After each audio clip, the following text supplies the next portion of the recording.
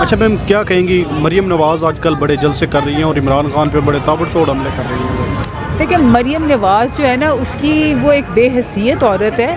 उसका इमरान खान के साथ मुवाजना करना ऐसे ही है जैसे आसमान पे थूकना है। उसका इमरान खान से कोई मुकाबला नहीं। मैं तो उसको लीडर नहीं समझती।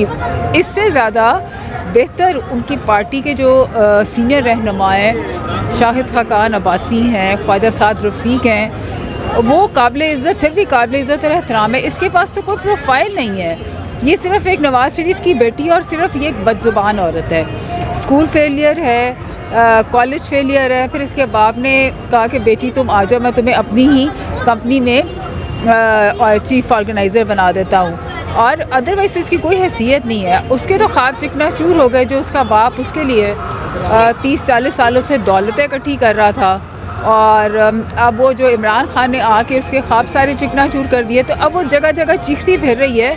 और उसकी बयानबाजी और तोहमत बाजी से इमरान खान के कदो काठ में कोई फ़र्क नहीं पड़ने वाला है। इमरान खान का स्टेटस जो है वो बहुत ज़्यादा बुलंद है और वो उसको अगर जो भी बात करती है वो उल्टी उस पर पड़ती है। सिर्फ वो अपनी ज़ुबान दराजी कर सकती है और कुछ नहीं। तो आज जनरल बाजवा के हवाले से कहा है कि जनरल बाजवा ने उन्होंने एतराफ़ किया है जो रजीम चेंज की है, लेकिन जनरल बाजवा ये कहती हैं कि एक तरफ मुल्क को बचाना था, या मैं मुल्क को बचाता या इमरान खान को बचाता, तो मैंने मुल्क को बचाया है। और दूसरी जानिब इमरान खान ने आर्मी चीफ से मुतालबा किया है कि जनरल बाजवा के ख़िलाफ़ कार्रवाई करेंगे। जनरल बाजवा हमारी हिस्ट्री में जितने भी जर्नल आए, ये चौथे जनरल थे जनरल बाजवा।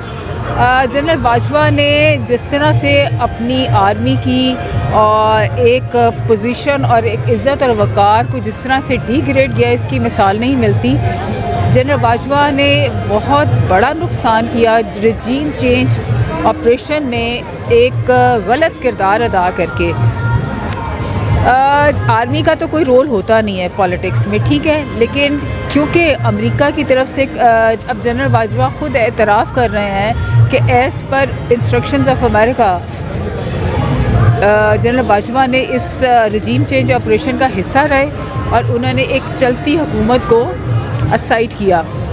तो अब आप ये देख लें कि जो जनरल बाजवा के बयान आ रहे हैं उससे मुझे ये बताएं कि उनकी वक़ार और इज़्ज़त में इजाफ़ा हुआ या और ज़्यादा उनकी वक़ार और इज़्ज़त में कमी आई। जनरल बाजवा जो हैं उन्होंने इमरान खान को मैसेजेस किए जो कि इनका कोई रोल नहीं बनता था, और आज जो भी उन्होंने बयान दिए हैं वो साफ बताते हैं कि जनरल बाजवा पूरी तरह पॉलिटिकल एक्टिविटी में इन्वॉल्व थे, रजीम चेंज ऑपरेशन में इन्वॉल्व थे।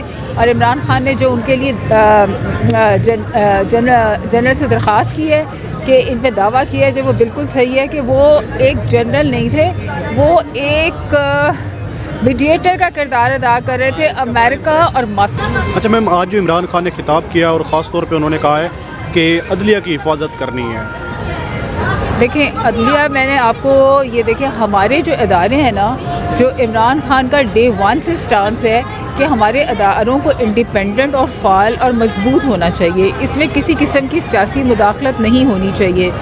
इसी ख्वाह वो हमारी फ़ौज का अदारा हो, हमारी अदलिया का अदारा हो या कोई भी नैब का अदारा हो।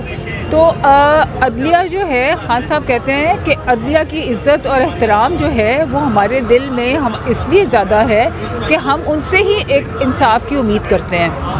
हमारे जितने सियासी फ़ैसले हैं होने तो पार्लियामेंट में चाहिए थे, लेकिन हमें अपनी अदालत का मुंह देखना पड़ता है क्योंकि हमें अपनी अदालतों पे यकीन है, ट्रस्ट है कि वो अदल और इंसाफ जो है उसके साथ फ़ैसला करते हैं। और आइन की रोशनी में उन्होंने जो हमारा इलेक्शन का फ़ैसला, जो 90 दिन में इलेक्शन का फ़ैसला होना था, वो आइन की रोशनी के मुताबिक दिए, इसलिए हम अदलिया को खराज तहसीन पेश करते हैं। और इमरान खान और PTI का जो स्टांस है वो सिर्फ यही है कि जब तक माशरे में अदल और इंसाफ नहीं होगा कोई कौम तरक्की नहीं कर सकती। अच्छा मैम, जो जी, आज हमारी खान साहब से मुलाकात हुई। खान साहब उसी तरह पुरअज़म, पुख्ता अपने इरादा और उनका अज़म वैसे ही, उनका जोश और वलवला जो था वो पुख्ता था। और आज जब से उनकी टांगों पे गोलियां लगी थी, आज हमारी उसके बाद से आज हमारी पहली मुलाकात थी। अल्हम्दुलिल्लाह हम अपने लीडर को देखकर हमें बड़ी एक बेइंतहा मुसर्रत और खुशी का एहसास हुआ कि आज वो अपने टांगों पे खड़े होकर उन्होंने हमसे बात की और उन्होंने जो भी आगे का लायामल था वो हमने डिस्कस किया। इंशाल्लाह अपने हकीकी लीडर जो पाकिस्तान के 22 करोड़ दिलों की आवाज़ है, हम उनकी आवाज़ पे लब्बैक कहते हैं। और जेल भरो तहरीक के बारे में हमने हल्फ लिया, उन्होंने हमसे हल्फ लिया और हम सब ने बग़ैर किसी हीलो उज्जत के उनको हल्फ दिया कि जब भी कभी ऐसा वक्त आया तो सबसे पहले हम इमरान खान के आगे हम ख़वातीन दीवार बन के खड़ी होंगी।